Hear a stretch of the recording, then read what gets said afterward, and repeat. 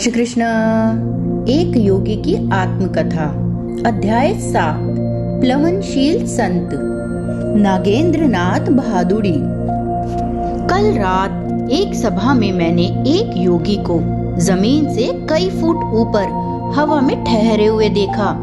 मेरा मित्र उपेंद्र मोहन चौधरी बड़े ही प्रभावशाली ढंग से बोल रहा था। मैंने उत्साहपूर्ण मुस्कान के साथ कहा, शायद मैं उनका नाम बता सकता हूँ। कहीं वे अपर सर्कुलर रोड के भादुड़ी महाशय तो नहीं थे? उपेंद्र ने स्वीकृति में सिर हिलाया। यह बात मुझे पहले से ही ज्ञात है। यह देखकर उसका चेहरा थोड़ा उतर गया। संतों के बारे में मेरी जिज्ञासा से मेरे सभी मित्र भली भांति परिचित थे। कोई नई जानकारी मिलते ही मुझे उनके पीछे लगा देने में उन्हें बड़ा आनंद आता था। ये योगी महाराज मेरे घर के इतने निकट रहते हैं कि मैं प्रायः उनसे मिलने चला जाता हूँ। मेरे इस कथन से उपेंद्र के चेहरे पर उत्सुकता के भाव उमड़ते देख मैंने उसे और भी बातें बताना शुरू कर दिया। उनके कई चमत्कार मैंने देखे हैं। पतंजलि प्रणीत प्राचीन अष्टांग योग के विभिन्न प्राणायाम विधियों में वे निष्णात हैं। एक बार भादुड़ी महाशय ने मेरे सामने भस्त्रिका प्राणायाम इतने जोर से किया कि लगा मानो उस कमरे में सचमुच का तूफान आ गया हो।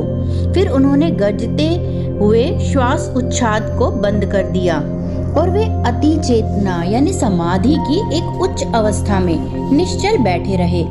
तूफान के बाद शांति का वातावरण इतना प्रभावपूर्ण था कि उसे कभी भुलाया नहीं जा सकता। मैंने सुना है कि वे कभी घर से बाहर नहीं निकलते। उपेंद्र के स्वर में कुछ अविश्वसनीयता की झलक थी। वास्तव में यह सच है। विगत 20 वर्षों से वे घर के भीतर ही रहते आए हैं। केवल हमारे पर्व त्योहारों के अवसर पर वे स्वयं ही लगाए इस नियम को थोड़ा ढीला करते हैं। जब वे अपने ही अहाते में स्थित सामने की पगडंडी तक आते हैं, वहां पर भिखारी जमा हो जाते हैं, क्योंकि संत भादुड़ी अपने दयार्द हृदय के लिए प्रसिद्ध हैं। गुरुत्वाकर्षण के नियम को ठुकराकर वे हवा में कैसे रह पाते हैं? कुछ प्राणायामों के अभ्यास से योगियों के शरीर की जड़ता नष्ट हो जाती है। तब उनका शरीर हवा में उठ जाता है या फिर मेंढक की तरह यहाँ से वहाँ फुदकने लगता है। जो संत योगाभ्यास नहीं करते वे भी ईश्वर के प्रति तीव्र भक्ति की अवस्था में हवा में ऊपर उठते पाए गए हैं। इस संत के विषय में मैं अधिक जानना चाहता हूँ। क्या तुम उनकी सायकालीन सभाओं में जाते हो? उपेंद्र की आंखें कौतूहल से चमक रही थीं। हाँ, मैं प्रायः जाता हूँ। उनके उपदेशों में विद्यमान विनोदपूर्ण चुटकियों और हास परिहास में मुझे बड़ा मजा आता है। कभी कभी मेरे लंबे अट्ठास से सभा की गंभीरता भंग हो जाती है। भादुड़ी महाशय तो उसका बुरा नहीं मानते, किंतु उनके शिष्य खा जाने वाली नजरों से मेरी ओर देखते हैं। उस दिन दोपहर को स्कूल से घर लौटते समय मैं भादुड़ी महाशय के एकांत निवास के पास से गुजर रहा था तो उनका दर्शन करने की इच्छा हो आई। जनसाधारण के लिए उनका दर्शन दुर्लभ था। निचली मंजिल पर अकेला रहने वाला उनका एक शिष्य इस बात का ध्यान रखता था कि उनके एकांत में खलल न पड़े। यह शिष्य कुछ ज्यादा ही अनुशासन प्रिय था। उसने मुझसे पूछा, क्या मैंने भेंट के लिए पहले से समय लिया हुआ है? उसके गुरुदेव उसी समय वहां आ पहुँचे और उन्होंने मुझे अविलंब बाहर निकाल दिए जाने से बचा लिया। मुकुंद, जब भी आना चाहे उसे आने दिया करो। संतवर की आंखें चमक उठी। एकांत का मेरा नियम मेरी अपनी सुविधा के लिए नहीं बल्कि लोगों की सुविधा के लिए है। संसारी लोगों को उनके मोह जाल को तहस नहस कर देने वाली स्पष्टवादिता अच्छी नहीं लगती। संत न केवल दुर्लभ होते हैं बल्कि वे लोगों को व्याकुल भी कर देते हैं। शास्त्र पुराणों में भी वे प्रायः जनसाधारण को विहल करते पाए जाते हैं। मैं भादुड़ी महाशय के पीछे पीछे ऊपरी मंजिल पर स्थित उनके अत्यंत सादे कक्ष में जा पहुंचा, जहां से वे शायद ही कभी बाहर निकलते थे। संसार की क्षुद्र उत्तेजनाओं के तीव्र गति से नित्य बदलते चिन्हों की ओर संत जन प्रायः कोई ध्यान नहीं देते। केवल युग युगांतर में स्थित हुए कालजयी सत्यों पर उनका ध्यान केंद्रित रहता है। संतों के समकालीन लोग केवल उनके संकीर्ण वर्तमान के लोग ही नहीं होते। महर्षि, जहाँ तक मैं जानता हूँ, आप पहले ऐसे योगी हैं जो हमेशा घर के अंदर ही रहते हैं। भगवान कभी कभी अपने संतों को अप्रत्याशित परिस्थितियों में डाल देते हैं कि कहीं हम यह न सोचें कि हम संतों को एक विशिष्ट नियम की चौखट पर बिठा सकते हैं। आरोग्य और शक्ति से ओतप्रोत अपना शरीर उन्होंने पद्मासन में स्थिर किया। उनकी आयु 70 और 80 के बीच में लगती थी, परंतु आयु या निष्क्रिय जीवन पद्धति का कोई अप्रिय लक्षण उनके शरीर पर नहीं था। उनका सुगठित एवं सीधा शरीर प्रत्येक दृष्टि से आदर्श स्वरूप था। उनका मुखमंडल पुराणों में वर्णित ऋषियों के समान था। भव्य मस्तक, भरपूर दाढ़ी, शांत आंखें, सदैव ईश्वर की सर्वव्यापकता पर स्थित। वे सदैव दृढ़ता के साथ सीधे बैठते थे। हम दोनों ध्यानस्थ हो गए। 1 घंटे बाद उनकी सौम्य वाणी ने मुझे जगा दिया। तुम प्रायः ध्यान लगाते हो, परंतु क्या तुम्हें कुछ अनुभव हुआ है? वे मुझे ध्यान से अधिक ईश्वर से प्रेम करने का स्मरण दिला रहे थे। साधन को ही साध्य समझ लेने की भूल मत करना। उन्होंने मुझे कुछ आम दिए।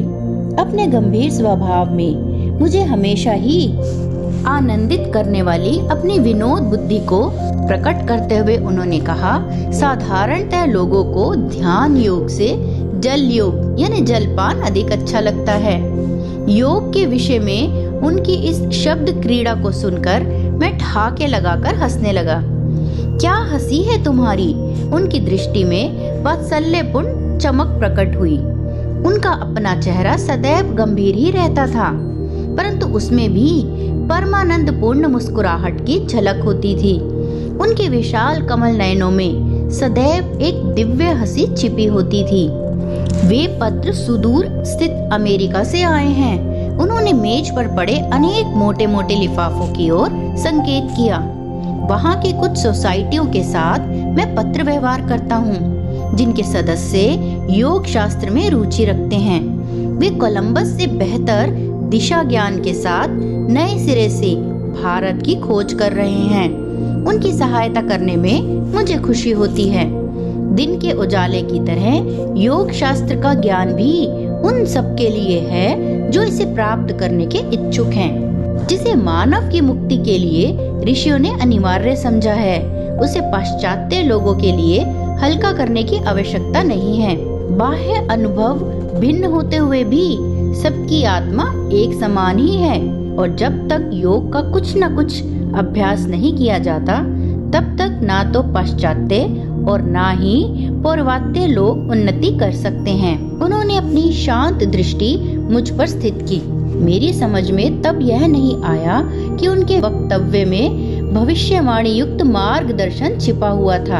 अब जब मैं ये शब्द लिख रहा हूँ, उनके द्वारा प्रायः दिए गए संकेतों का पूर्ण अर्थ मेरी समझ में आ रहा है कि मैं किसी दिन भारत की शिक्षाओं को अमेरिका ले जाऊंगा। महर्षि, मैं चाहता हूँ कि आप जगत के कल्याण के लिए योग शास्त्र पर एक पुस्तक लिखें। मैं शिष्यों को तैयार कर रहा हूँ। वे स्वयं और उनके शिष्यों की श्रृंखला जीवंत पुस्तकों का काम करेंगे, जो समय के स्वाभाविक क्षय और टीकाकारों की अस्वाभाविक टीकाओं से अछूते रहेंगे। संध्या काल को उनके शिष्यों के आने तक मैं अकेला ही उनके साथ रहा। शिष्यों के आने के बाद भादुड़ी महाशय ने अपना अद्वितीय प्रवचन शुरू किया। विशुद्ध बंगाली में वे हृदय स्पर्शी दृष्टांत देते जा रहे थे। शांत बाढ़ की तरह अपने श्रोताओं के मन के कूड़े करकट को बाहर निकाल ले जाने वे उन्हें ईश्वर की ओर ले चले। उस दिन बहादुरी महाशय संत संगति को पाने के लिए अपने राजसी जीवन का त्याग करने वाली मध्य युगीन राजपूत रानी मीराबाई के जीवन से कुछ दार्शनिक तत्वों को समझा रहे थे। एक बार एक महान सन्यासी सनातन गोस्वामी ने मीराबाई से मिलने से केवल इसीलिए इनकार कर दिया कि वे स्त्री थी।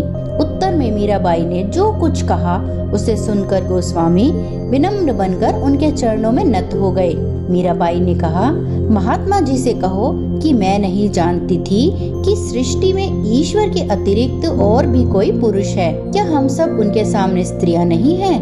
क्योंकि शास्त्रों का एक सिद्धांत है कि केवल ईश्वर ही एकमात्र सृजन क्षम पुरुष तत्व है। उनकी सृष्टि तो केवल निष्क्रिय माया है।